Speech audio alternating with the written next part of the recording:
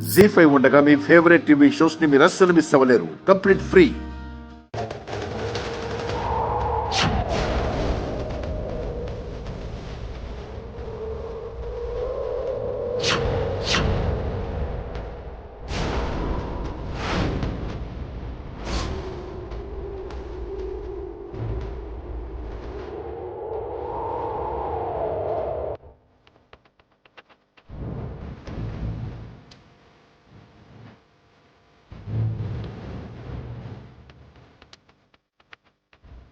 చిరంజీవా,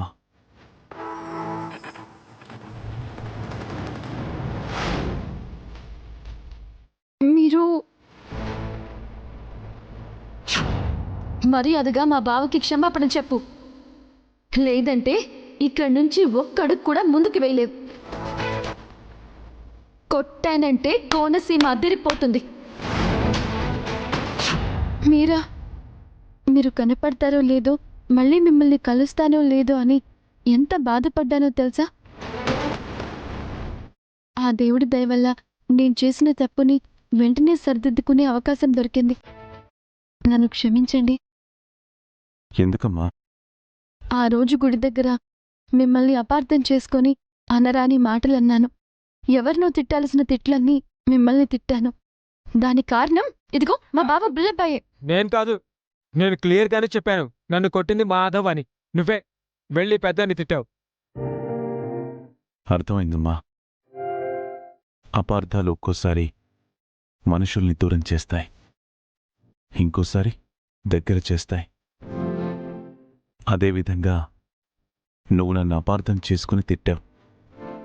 ఆ అపార్థం వల్ల నేనేమీ బాధపడలేదు. ఎందుకంటే నీ మాటలు, నీ చూపులు, నీ ప్రవర్తన అంతా అచ్చుకుద్దినట్టు నా అన్న కూతురులాగే అనిపించాయి.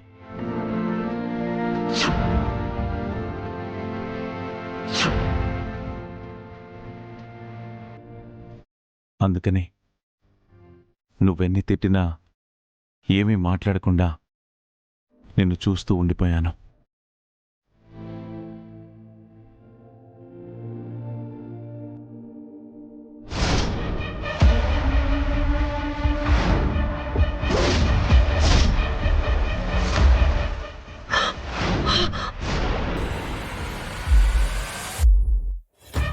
మీ అన్నయ్య కూతురా? ఎవరండి ఆవిడ?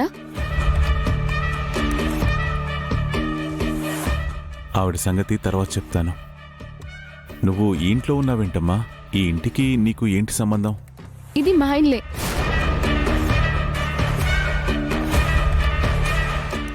మీదా? ఓరి భగవంతుడా, వీరనారాయణ ఇల్లు వెతుక్కుంటూ ఇంటి దాకా వచ్చేశాడే.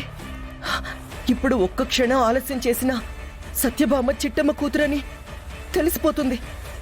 ఆ వీరనారాయణే తన తాతయ్య అన్న నిజం సత్యభామకి తెలిసిపోతుంది.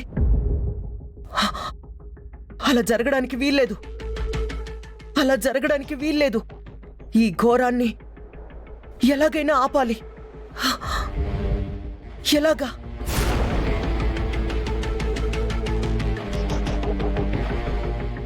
జీ5 యాప్ డౌన్లోడ్ చేసి అన్ని ఎపిసోడ్స్ పూర్తి ఉచితంగా చూడండి.